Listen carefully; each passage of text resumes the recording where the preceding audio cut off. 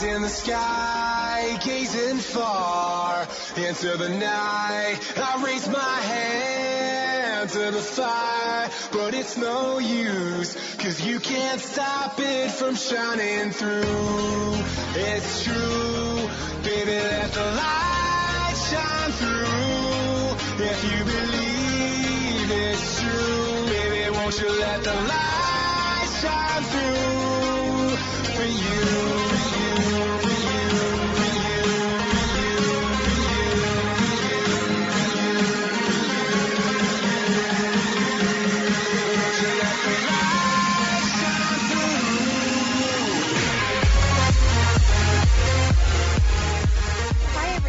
Welcome to Deception Detection Radio. I'm Kay. And I'm Chad. We pray you all had a blessed week.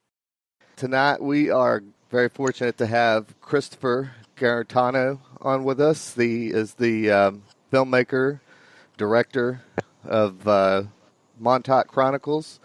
And if you have not seen this, I highly recommend that you check this movie out. This is a documentary based on true life events that is actually more terrifying than some of the horror movies that are out there. So there's so much truth in this film. It's just, it will blow your mind. Let's put it that way. So with that said, I would like to go ahead and welcome Christopher on. Christopher, how are you doing tonight? I'm doing pretty good, man. Thanks for having me. It's good to be here talking to a fellow filmmaker. So right on. I think we're gonna have a good conversation. I believe we will. Now you've been at this for a while, and that's the thing is, not only do you have the Montauk Chronicles under your belt, you've recently shot a new series that is actually going to be coming out on History Channel. And the last thing that I saw that you had posted about that, you said that was actually going to be airing right after the new episode of Ancient Aliens. That is true. Yeah, we originally had a date for July 23rd. And they're just moving it up a little bit for good reasons, for better strategy. If you're going to think internally, like you're in this network, they just wanted to move the schedule. They figured it'd be a better time. So I believe we're going to be in mid to late August on a Friday night now, just after a brand new episode of Ancient Aliens, which I think it's the perfect time. That's the perfect slot. Much better than what they had us in. Oh yeah, you're going to be getting a much wider audience than you anticipated. So you want to drop the name of the new series that's coming out? Yeah, of course. It's called The Dark Files. And basically the first 2-hour premiere episode is a follow-up on what I did in Montauk Chronicles, which was a character study of these gentlemen who claim there was a secret experiment underneath the Camp hero-air-force-base between 71 and 83, and all sorts of things apparently happened there. According to these guys, it was kidnappings, murder, mind control experiments, alien technology was down there, time travel experiments. So on The Dark Files, the first episode, it's myself, and I selected with the production crew, we scoured a group of people, over 30 people, and narrowed it down to two gentlemen, Barry Eisler, who's ex-CIA, and he's an author, political thrillers, and Steve Volk, who's a reporter from the Washington Post. And those are the guys that accompanied me on an actual investigation, whereas Montauk Chronicles was a character study on the story. This is an investigation, resources I never had before.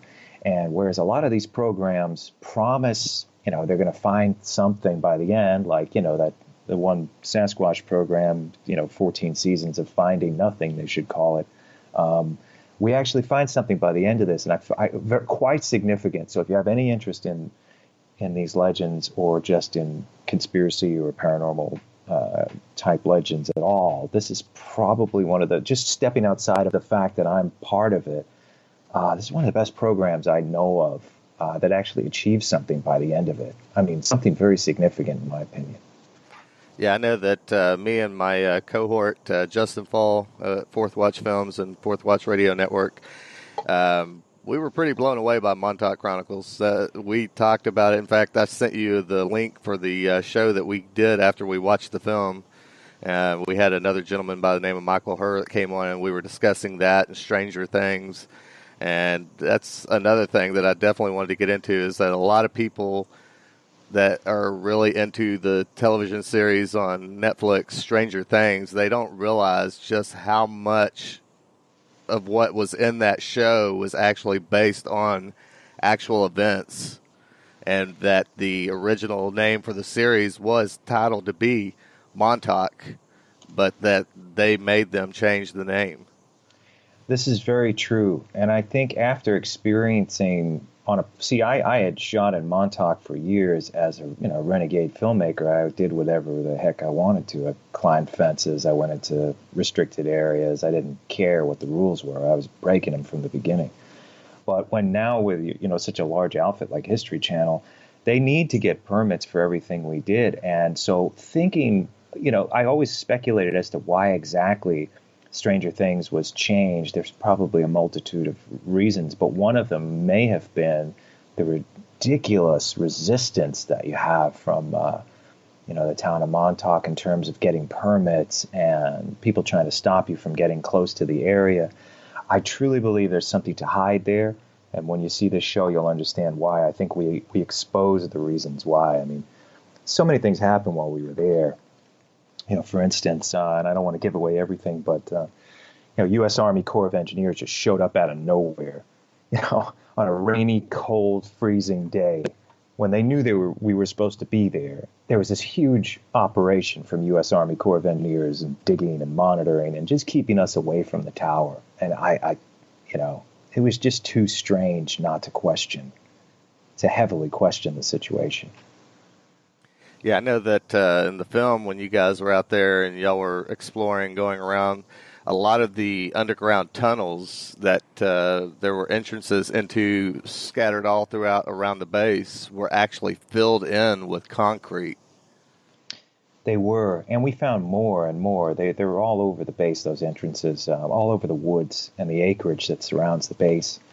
Plus, we found a gentleman who had, I think, the best archive collection of footage of structures that once stood at Camp Hero and that have since been knocked down, plus entrances that did go to certain underground portions that are denied. Public record says there's nothing underground. We even spoke to other people who said, "Oh, you're just gonna hit soil and then water. There's nothing there." It's like, first of all, that's ridiculous. It's up on an enormously high cliff. That's where the radar tower is, and way above sea level. And it just we worked with geologists that had the technology to look into the ground, and I can't tell, just for the sake of suspense and the fact that history doesn't want me to say it on the radio right now. I can't tell you exactly what we found, but I'm telling you that the find is quite significant. It's definitely something to talk about. So, and it goes against public record of what's underground, because there is something underground. And the public record says that there's nothing there. There's nothing there. They deny any structure, any tunnel, any whatsoever, and which is all a lie. It's one big lie. And so just getting these shreds of evidence are really important if we want to prove that anything happened. I think it's important to prove something happened there, especially if there were kids being kidnapped and murdered for these experiments. Yeah, and one of the things that they touch on in the Netflix series Stranger Things is the character Elle. They actually use her in some of these experiments where she is literally crossing over the ethereal plane into another dimension, what they refer to as the upside down. And I believe that some of the stuff that they're showing in the Stranger Things, you actually had the guys that were talking about that where they were literally using their minds to bring things forth from other dimensions. Do you want to talk about that some? Sure. So there was a gentleman named Preston Nichols who was appointed for a multitude of positions at Camp Hero. This is what he claims. And one of which was to monitor and use something called the Montauk Chair. This is a piece of technology that was constructed partially of human-born technology and then some of it alien, reverse-engineered alien technology. So one of the things that it did is that if you had kind of person in the chair who had powerful psychic abilities, much more than normal, they would have the ability to manifest physical objects into reality by just thinking about it while they were in the device. So let's say they were thinking of a baseball or glass or anything that's inanimate object. It would appear, materialize using this technology. So eventually Preston Nichols and Alfred-Bielek and Duncan Cameron felt that they needed to work against the project because the project's ultimate goal was to use the technology on the general population. So these guys claim that they devised a plan to take down the project by using that same technology. And they claim that they thought of a creature, this monster. So that's what the psychic was in the chair thinking of, this monster, much like they created the baseball. They were also able to, at once before this happened, to manifest a mouse into physical reality. They say they manifested it, then it disappeared. So I guess once they got better with the technology, then they brought this thing into existence using this technology in the chair. Again, we don't have any evidence of the stuff actually working, but I just find it strange, the whole thing strange, but that so many people are starting to come out now and say they were there, and then they have their own experiences. There was this other gentleman, and he appeared in Montauk Chronicles. He's also in the Dark Files. His name is James Bruce. He has a ton of stories that are very similar to Nichols' experiences. And again, I can't tell you he's telling the truth 100%. All I know is that I've talked to him off camera and on, and the guy consistently is the way he is. He hasn't changed. He's not doing this for attention. Obviously, he's always masked, and he's not doing it for money. I mean, he hasn't made any money off of this. So what would compel a man in his 40s to just continue telling this story, getting no money, getting no attention, and then every time you see the guy, he's just always consistent with the story. He really does believe he was there. So, I mean, it's something to consider. And everything about this project is unconventional and strange, so you can't really begin with, I suppose, a conventional perspective. You need to open your mind to possibilities. And I think do your research on other things, because we have one of our Right Stuff astronauts, Gordon Cooper, had said he was part of a time travel experiment, or was going to be. You have Edgar Mitchell, who was one of our great astronauts who walked on the moon in an later Apollo mission, also talked about alien contact. So, I mean, I take all this stuff into consideration when I'm investigating these things. So, yeah, and not only that, but this stuff has a lot more to do with the occult and esoteric than a lot of people also give it credit for.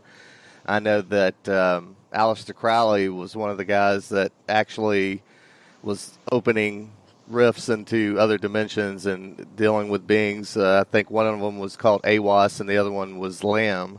But not only him, his initiates that basically took over and picked up where he left off was a guy by the name of Jack Parsons, who was head of JPL, and L. Ron Hubbard, who was the head of Scientology. And they actually performed a ritual out in the Nevada desert where Area 51 is supposed to be now.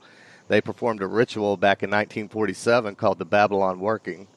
And I know that, after Roswell and the Majestic 12 and all that, there was a entity of the government that was created called the Collins Elite.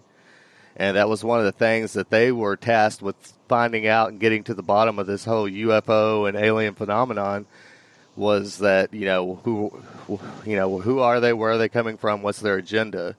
And keep in mind that these were basically scientists. They were not Christians. They, basically scientists. Most scientists are usually atheists. And their conclusion, they traced everything back to L. Ron Hubbard and Jack Parsons and the Babylon Working Ritual, and they basically, their final ruling was that these things were demonic in nature. Sure. And again, that word and that perspective, I think, could also be explained by science. What are demons? Are these beings coming from other dimensions, parallel worlds? I think that they're one and the same, and that's what I've been trying to stay in this kind of neutral space and just listen and observe and read and experience as much as I can before I make a decision on exactly what these things are or where this energy comes from, what it's being derived from. These are all names, but like, what is it when it boils down to it? What is this? Where is it coming from? And how can it be explained where it would, I suppose, appeal to scientists and people of faith? I don't know.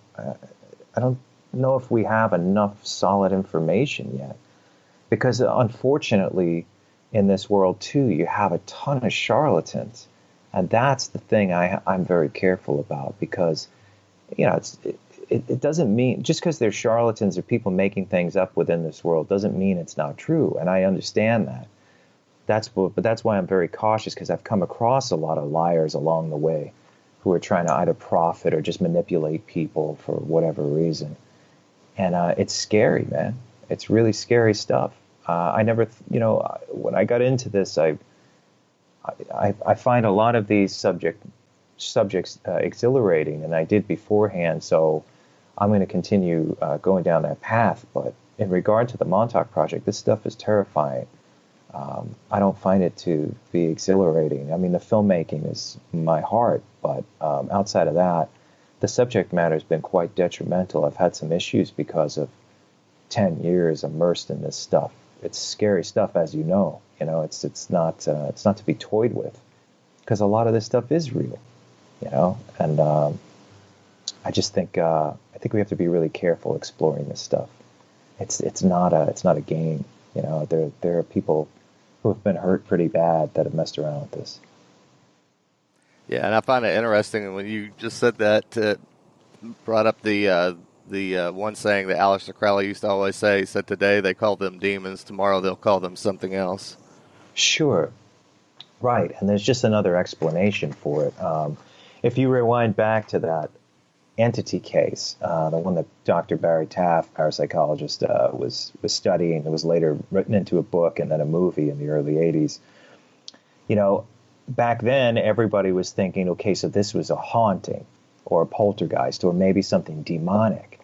And then I've since heard speculation that perhaps it was someone misusing a government technology that was, obviously alien born or reverse engineered from alien technology. But imagine, if you will, some people in the governments of the world getting their hands on the stuff. They have to experiment with it.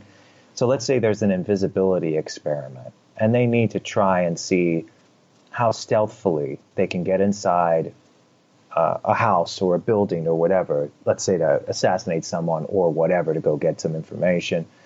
And they need to try it out. And what's going to stop them from trying it out on us? So let's say there's this woman in the early 80s. She's by herself. She's in her home. She's a single mother.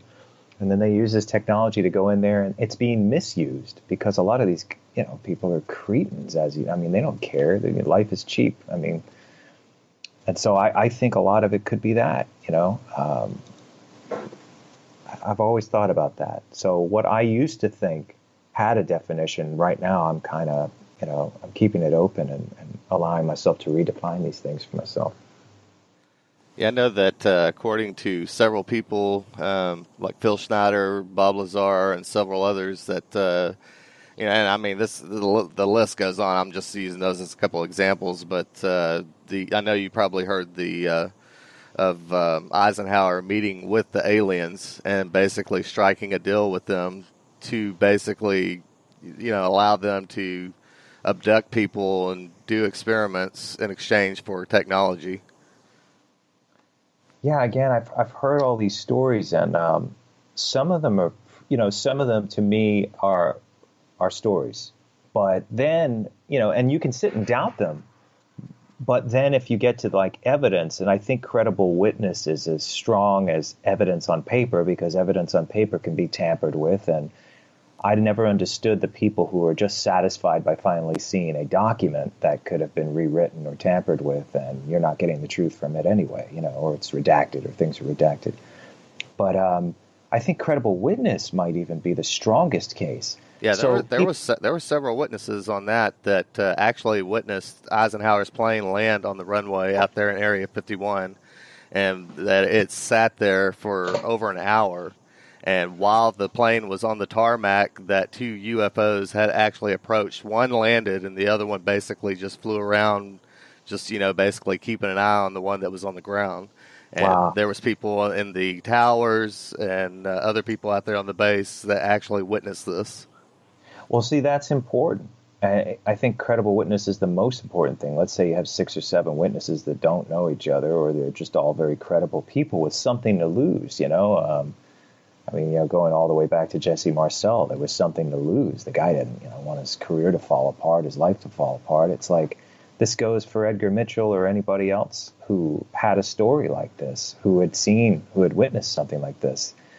They're not crazy. And I think, the idea of waiting for disclosure, which I suppose is just some guy coming on television like the president or somebody that works for him, or a prime minister of another country or a president of another country, just telling the population that now it's okay to believe this stuff because it's true.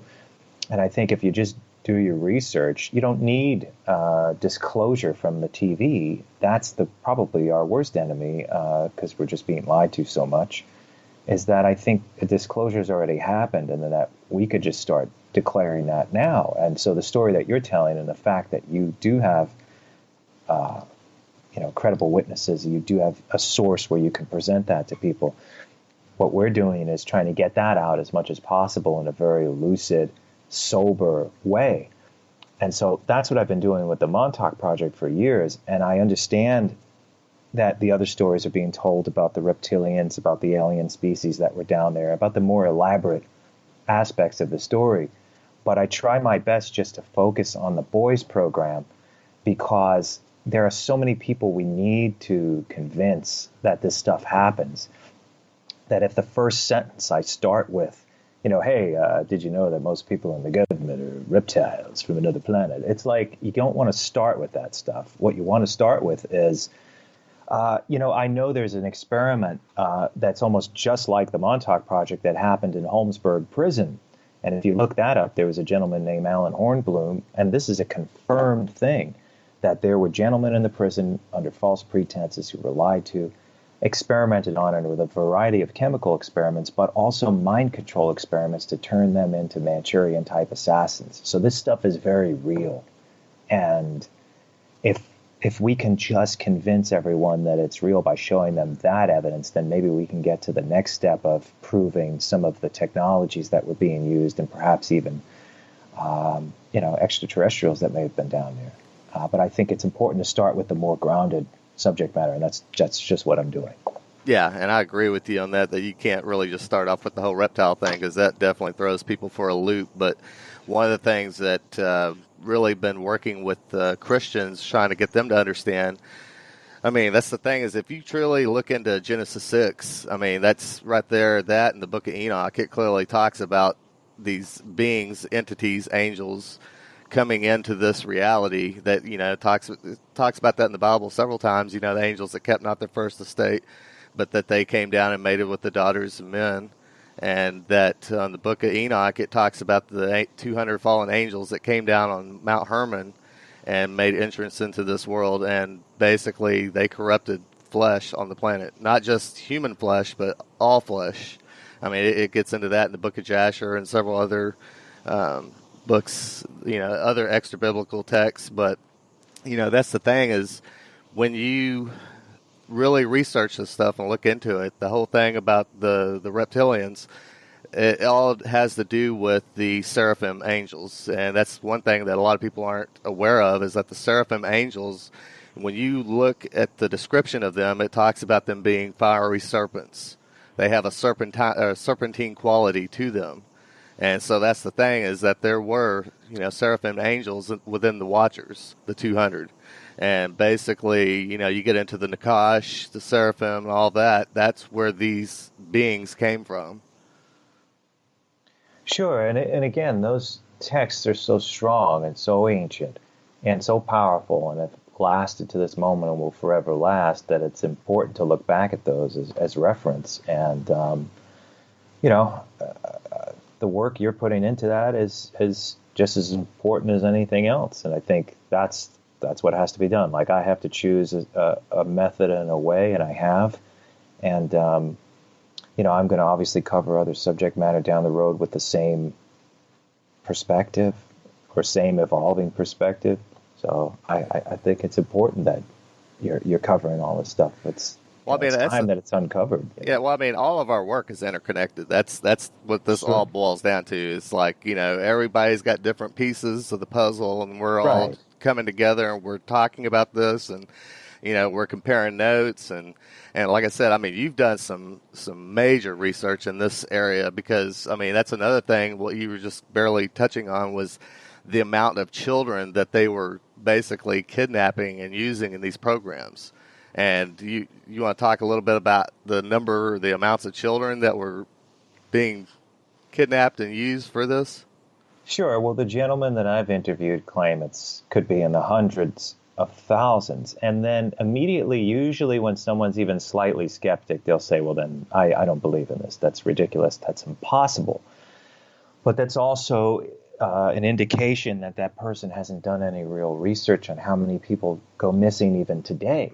With the internet and a much easier way of keeping track of people with cell phones and satellite technology and everything you could possibly think of, surveillance cameras on every corner, people still go missing. So let's rewind back to 1969 or 1971, between 71 and 83. It was much easier for people to disappear. And so if you take into consideration it's a 13-year period, I agree with other people who have said this, that is not that far-fetched of a number, that the kids primarily that the program was seeking out were already gone. They were already missing, and kids went missing every year. These were runaways, street kids. And so no one was looking for them, and they were already on the missing list. So if you think like the people that needed these human subjects at that time, they didn't care. They were using prisoners. They were already using orphans, and we can prove this. So these are on very similar programs that we can prove happened. Why not in this place? So those are the things I use to try and strengthen my approach with this to people. To remind them, and maybe to do a little more research. I've got a book called The Plutonium Files. I don't know if you've ever heard of that book or looked into it, but in that book, I mean, it talks about how the U.S. government actually fed radioactive oatmeal to children to test, basically see, what it would do to their bodies. And they basically hid this as like it was a science club at the orphanages. It's like, hey, y'all want to be part of the science club? Okay, all you got to do is clean your bowl of oatmeal every day. And, they got to, get little pins and little trinkets and stuff. And I mean, this was going on for years. I mean, there's tons of experiments like this that were going on that, the public is just totally unaware of.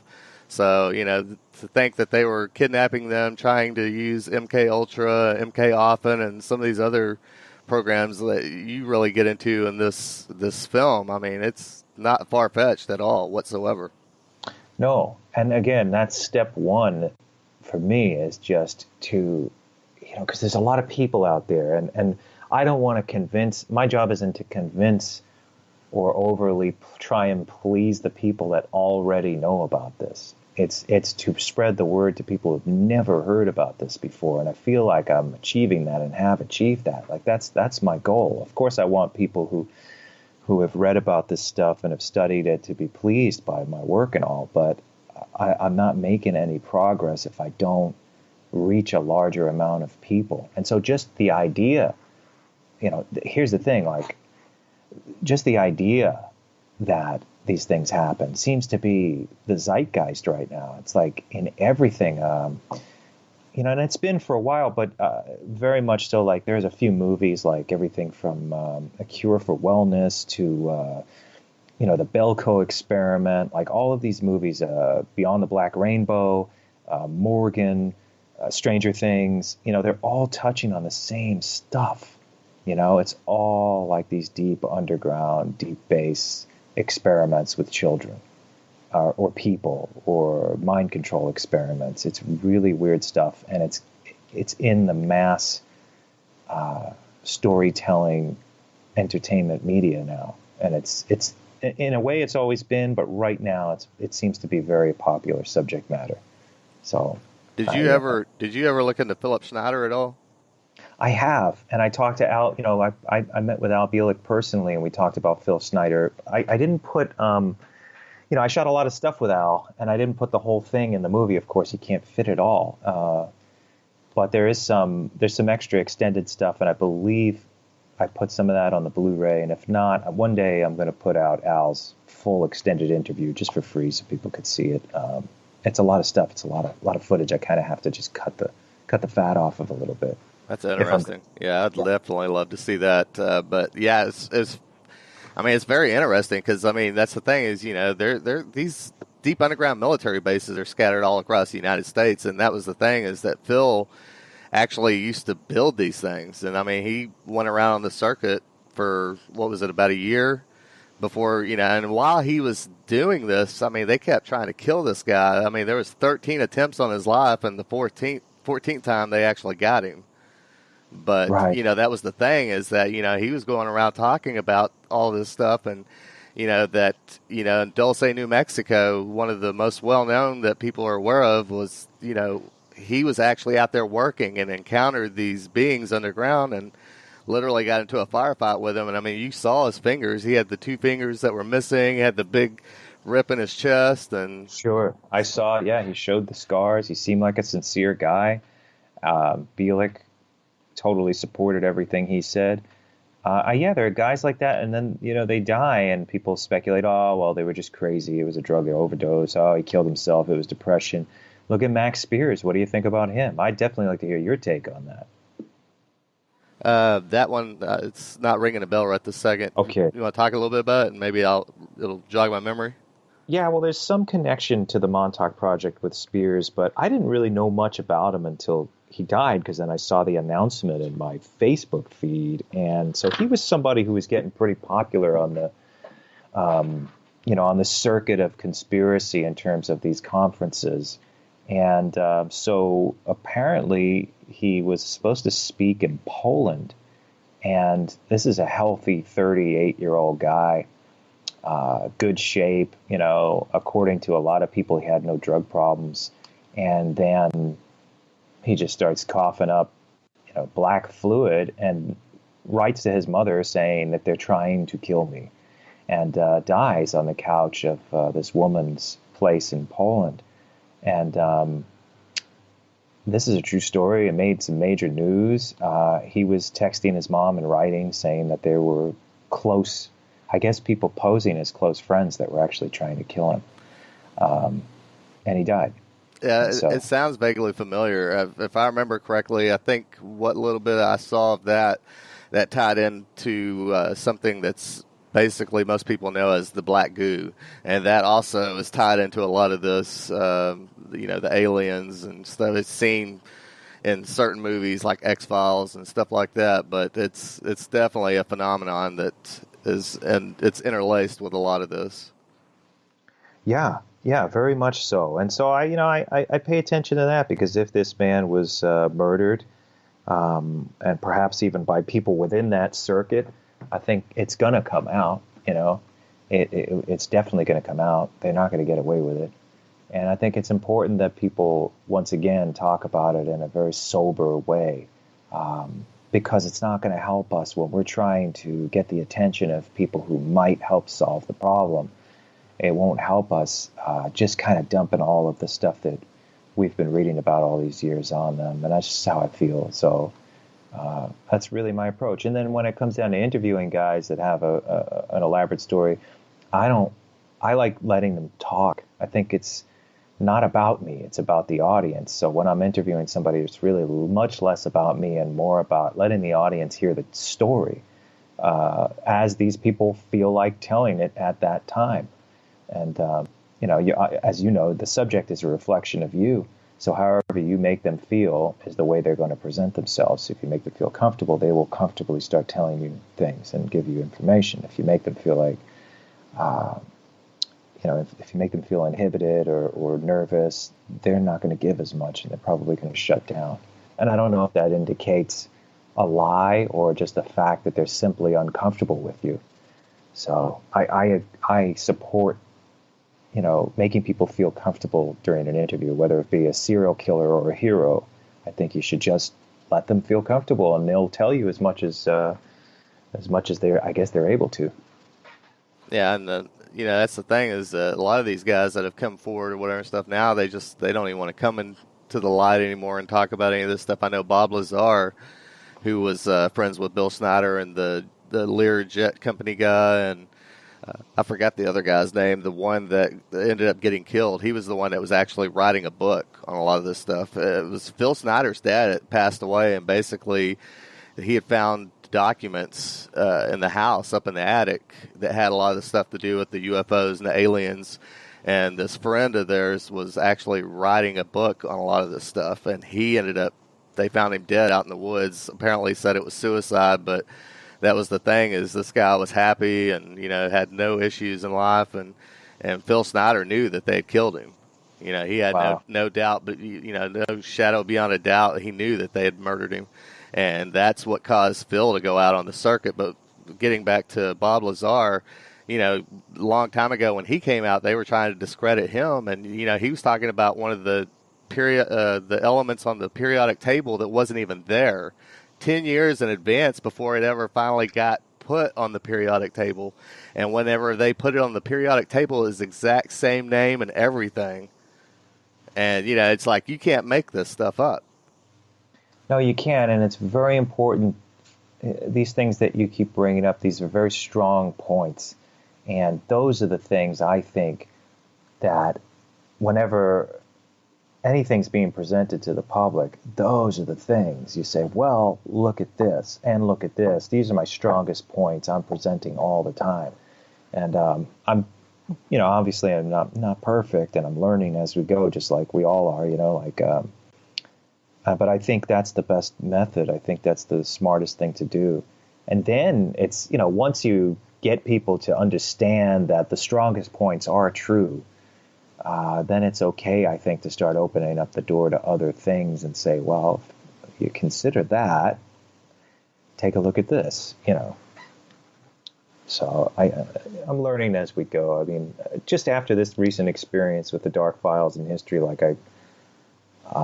it's opened my mind. I mean, after 10 years of really just kind of hearing the stories and speculating, now things are confirmed for me. To tell you the truth, I believe it's just a matter of time now, maybe 5 years, maybe a decade maximum, that they prove the Montauk Project happened with maybe some admission. They'll never admit to the whole thing, but someone's going to say, well, we did have a few experiments there. That's where all this came from, Yeah, they getting them to admit anything, it just doesn't happen. But that's the thing, is that there's always people that eventually come forward. And usually it's 90% of the time it's usually on their deathbeds when they come out and they start talking about this. But some of the people that you got, like the one guy that talks about the experiments that were done on him in the film. I mean, this guy, you can literally see him.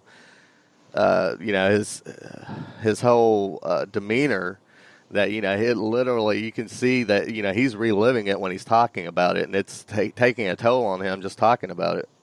Sure. And again, you have to be really careful too, because I know within these groups, I truly believe some people were there. Others, I think, they might be embellishing quite a bit to profit. And so it's, and I've had time to really think about this and then see how they behave off camera too. So, and I've always been fair with people. As if you see my movie, no one can deny that I'm not fair. I've never once tried to make anybody look bad. But in the Dark Files, I think it was important after all these years, not even to put anyone to task, but just maybe ask a few harder questions, really just kind of say, okay, well, we've listened to this story. What else can you tell me? And you'll see in the show how certain people react as you would hope they would, and then others react in kind of a shocking way that really raises some flags about their own story, or at least where they took it and what they're doing right now. And that's good that you're doing that. That you're being objective about it. That's for some people that's kind of hard, but that's, as a filmmaker, you have to be objective. Of course, and the thing is, it's like, what good are we doing if all we do is support everything each gentleman says? Like, for instance, you have one of the guys, Stewart Swerdlow. He tells a story that he actually traveled back in time and was at the crucifixion of Christ. That's a huge claim, And he's also, it's not just that, but he said a lot of things. And there are other stories of people being taken advantage of within his groups. And so you can't ignore that stuff, So I'm not saying, okay, he wasn't there, but maybe he's now taking advantage of this opportunity, or perhaps his approach is very different than what he tells you. And so I've always kept an open mind to the fact that not everyone that I'm talking to is a good person. Or also that if they were being used in these MK Ultra type situations, that's the thing, is maybe this was something more subjective where they were making them think that they were doing this, and that this is not, it's basically a created memory. Correct, and I brought that possibility up as well. But you'll see in the show, how, again, this show doesn't make fun of anyone, doesn't make light of anyone or anything. Very serious show. Takes the subject matter seriously, and it's definitely not some debunk agenda, because you see that everybody, including the biggest skeptic in the show, are all supporting it in the end, that something may have happened there at the very least on his part. So I think, no one can deny that a lot of effort and resource and time was put into making this a true investigation. In my opinion, the first real investigation of the Montauk Project. That could be called a true. I spent years listening to the stories and speaking to people that were there, and it's partially investigation, but this is different. This is something that we actually step forward and try to get some kind of solid evidence. And another thing that you just briefly touched on that I wanted to definitely get your take on, the chair that they used. Didn't they also use that chair to project and go into other dimensions, or go off planet and go to other worlds and stuff like that as well? Yes, and that's one of the many uses that they said it was for. And so I've heard stories of everything from people traveling back to the Civil War and changing the outcome of World War II. According to Al-Bielek, the South won the American Civil War. The Germans, the Nazis, won World War II, and that we went back in time and changed the outcome. This is what Al-Bielek said. Also traveling through different dimensions and to different planets. Each of these guys said they traveled to Mars several times over. And you bring up things like Philip K. Dick's Total Recall or stuff like that. And when you bring that stuff up to Preston Nichols, he'll just turn around and say, well, yes, it was based off of the Montauk Project. But you got to look at the dates as to when those stories were written, because it predates the Montauk Project. So I don't know. I'm not saying it didn't happen. I'm just saying, like you had mentioned earlier, there is a possibility of a combination here where this was just a really elaborate mind control experiment. Yes, there could have been alien technologies being used down there, but I think more of the elaborate aspects, the more hallucinatory or ones that are akin to sci-fi, may have been implanted memories to perhaps throw people off if these guys ever tell the tale. You have to consider all possibilities. Exactly. And another thing that I've heard you talk briefly about was that there was something to do with the Philadelphia experiment where there was like a time feedback loop, or... Yeah. Well, Al-Bielek claims he was on the USS Eldridge. And he said that he was on the USS Eldridge as a different person in a different body. So they had transferred his consciousness into the body of Al-Bielek after that incident, or at least had age regressed him. And so he said that the Eldridge once disappeared during the actual Philadelphia experiment, and I believe it was 43 was the experiment, if I'm not mistaken. I believe so. Okay, so then it reappeared in 1983 off Montauk Point, just off right on the Atlantic Ocean where Camp Hero or Fort Hero or the Camp Hero Air Force Station exists. And that was at the very end of the Montauk Project itself. So he was saying that, yes, there was a time loop created and that the Eldridge itself was connected to Montauk. And I've heard everything that you could possibly think of out there. And there are a lot of historical, true historical moments that took place right out there. So it was an area that was quite attractive to people for a lot of different reasons. And I think all of it should be looked into, and then maybe dots could be connected. For myself, that I've found just in recent years more people that claim they were part of it, more people that heard experiments that predated the stories. I didn't know much about Preston's psychotronics group that occurred in the 80s until very recently. I spoke to a member of that group, and you'll see the story that she tells on the Dark Files. So there's so much new stuff coming to the surface now, and I guess this is the time for it, that I believe the stories regarding the Montauk Project and even the Philadelphia experiment have not been fully defined, even though they seem quite old to us, that we've been hearing them for years. These stories have yet to be defined, and I think maybe in the next 5 years or so, the definitions and the details will solidify a little bit better, where we can actually we can know it as history as opposed to maybe some books that were embellished and profited off of the idea behind it. Yeah, and another thing that we've kind of briefly touched on it, but haven't really gone into fully, was you talked about the entity that was basically materialized.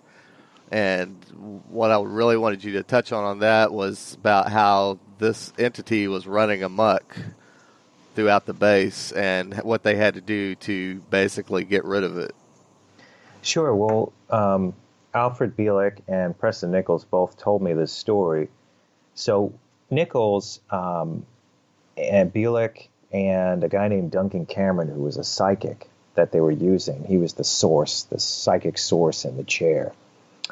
They had all met in town, which kind of contradicts the logistics and rules of this whole thing. But this is what they say they did. They met in Cabin 1 at the Memory Motel in the town of Montauk, which is 5 miles from the base itself.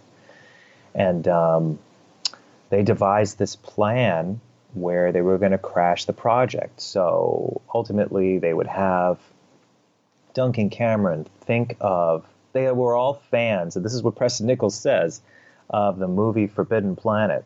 So the monster from the id was this big energy monster in the movie, and that's what they decided they were going to create. They said, okay, let's just think of the monster from the id from Forbidden Planet. We'll use the technology, we'll bring it out, we'll scare the hell out of the top execs and the top military guys here at the project, and they'll shut it down. This is the idea.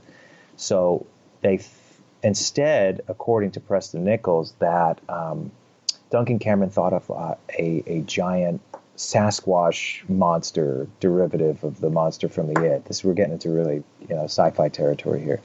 So he thought of this monster, and apparently it just showed up out of nowhere and started tearing up the base, chasing people around, hurting people. But I don't think it killed anybody, according to Preston. And so they were so scared, they wanted to shut this thing down. So Jack Pruitt was the head, the military head of this whole operation. He told Preston, whatever you did, it doesn't matter, but go down and you need to cut the main power off. Go down and cut it. And they needed to get an acetylene torch to do this, according to Preston Nichols. And the room where that source was destroyed, partially on fire, and that thing was down there. So Nichols said, there's no way I'm going down there. And Jack Pruitt pulled out a gun, held it at his head, and said, you're going to do it or I'm going to kill you. And so Nichols went down with the torch and ultimately cut the power with this thing creeping into the room. And I do I try to illustrate that to the best of my ability in the movie. Yeah, you did an amazing job on that movie. Like I said, I mean, if you didn't know anything about Montauk and you just watched that documentary, I mean, it's basically almost like a horror movie.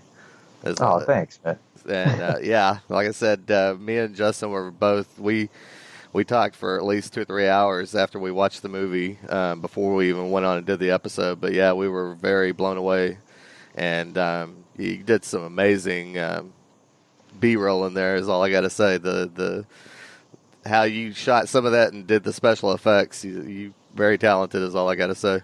Oh, I appreciate that. And you know what? It was all done by myself, and very like enough equipment that fits in the corner of my little office here. So it's a lot of those effects were done traditionally. So I paid attention over the years to like everything from silent era filmmaking to industrial light and magic, but all kind of put together in the computer in the end, but none of it was computer generated. A lot of it was just all very practical, old school effects, which I love the most, and they work. I think they have a texture to them that really works. But that's where my heart is. I love storytelling the most. I'm making a huge epic film about the North American Sasquatch legends, and I'm doing it in the same vein. It's like I want to hear these stories. I think these stories are powerful, and I'd like to put them forward as a powerful cinema. Because I think everything else has been done. I'm not going to go do some hunt or investigation to find the thing. I'd rather tell you these great stories that have never been told correctly, in my opinion. So you'll see a lot more of that from me. Yeah, a lot of the research that I've done into Bigfoot, Yeti, the mountain giants, so on, all the different names. Basically, these things are literally tied right in with aliens and also with the Nephilim, as far as I can tell. I know that, what was it? L.A. Marzulli, I don't know if you're aware of L.A. Marzulli, he basically did a test where he took one of the Procus skulls, the red-haired, elongated skulls. He took one of the red hairs off of that and tested it against a regular human hair, a dyed human hair, and then a abductee, someone who said that they were an abductee and that they had been abducted their entire life. And the two that were tracked identical were the elongated skull hair and the abductee hair. They tracked identical. Well, same thing. There was a situation where a person that was all into Bigfoot, they had done a similar experiment as well where they tested different hairs. And again, it was the elongated hair and the Bigfoot hair, they tracked identical. Wow. So they're connected. That's the thing is, we're getting into the hybrid territory. And this is some great stuff, and I would like to illustrate some of these ideas as well. And so the way I've designed the film are these kind of anthology type chapters based on some of the classic stories that I love the most reading over the years. And but with these documentary like ligaments holding them together and stylized and really interesting. I like changing formats around just because there's just so much content on this stuff. To repeat what someone else is doing is just really a waste of time, in my opinion. So I'd like to offer something new, unless it's a completely different subject, that hasn't been touched on before. I'm trying to take these kind of done to death subjects and really present them for the first time in a way that outside of literature hasn't been presented. Yeah, I know that one gentleman you might be aware of, David Paulides of the Missing 411. Yeah, he's an interesting guy. I think his books are scary. They're really creepy books. Are they entirely about the Sasquatch though? I know he alludes to that a lot, but there's also some stories that don't match up. He's got a book called The Hooper Project, and that's the thing is, I find it very odd that his research led him into Bigfoot. And like I said, he did the whole Hooper Project book, and he doesn't like to talk about it a whole lot. I'll be honest with you on that. That's one thing that I have noticed is that he really doesn't like to talk that much about it. But That's the thing is you got to go wherever the information leads you. That's where you got to go. And so he was literally forced to go into that and look into it and pay it serious mind because I mean you look at some of these. I know that it was one of the cases where a child went missing, and this family was out hiking around some mountain, and they literally saw what looked like a Sasquatch with this kid thrown over its shoulder, and it was literally running up the mountain screaming. And this family just happened to see it. The father saw it first, and then the wife and the kid saw it, but this thing was running straight up a mountain with the kid over his shoulder. Wow. So wow. Yeah, and again, what do you make of that? I didn't get to see his doc. I saw the trailer for it, and again, that it seems like a great movie, and I saw another one that was called Bigfoot's Reflection that was really interesting. Another kind of character study profile thing. I figured I have something completely different. I mean, my movie begins with the forging of the earth, like it's like volcanoes erupting and stuff like that. So I'm doing something really off the wall and completely different. The reason why I've waited is, number one, I've been shooting the Dark Files for the past year. Right now I'm working on a movie about black magic and witchcraft. But as soon as I'm done with this one, and obviously done with the first season of the series, I'm going back to Bigfoot, and I'm going to make this movie. I'm writing it right now and designing it. I just want it to be a completely different experience. Why not? So something different than anything else that's been done. Yeah, that's something that we are going to be tackling as well.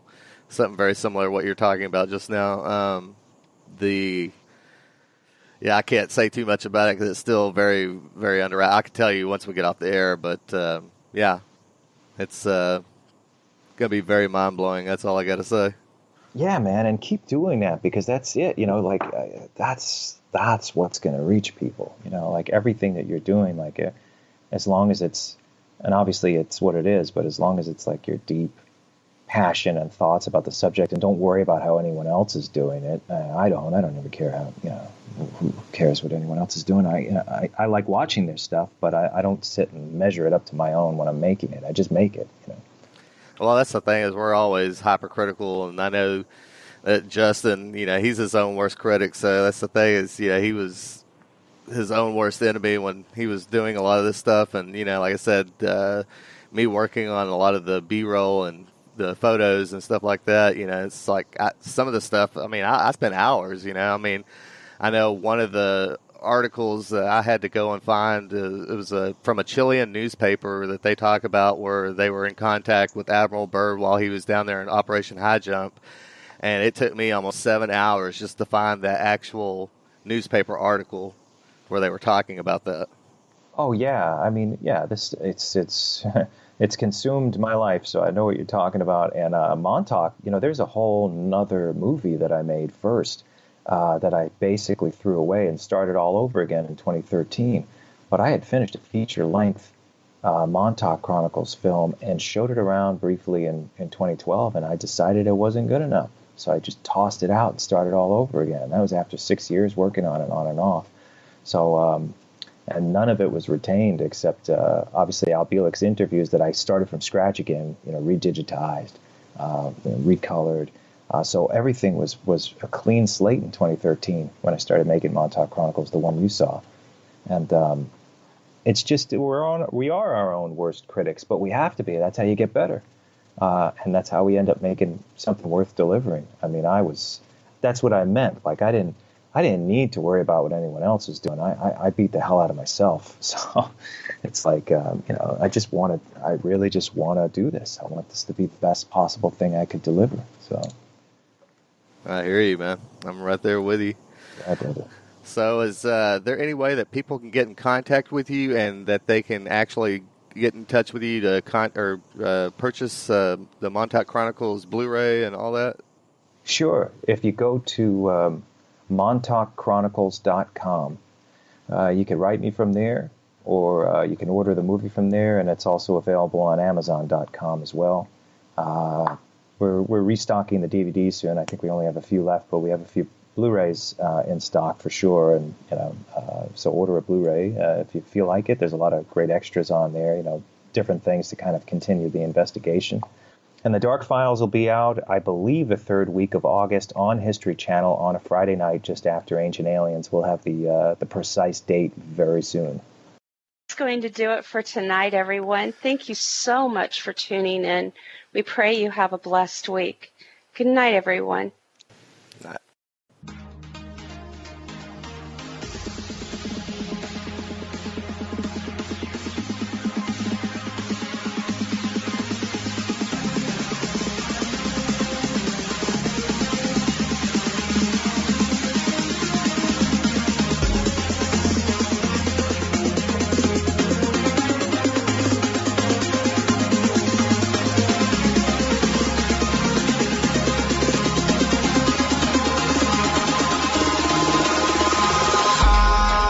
In the sky, gazing far into the night, I raise my hand to the fire, but it's no use, 'cause you can't stop it from shining through.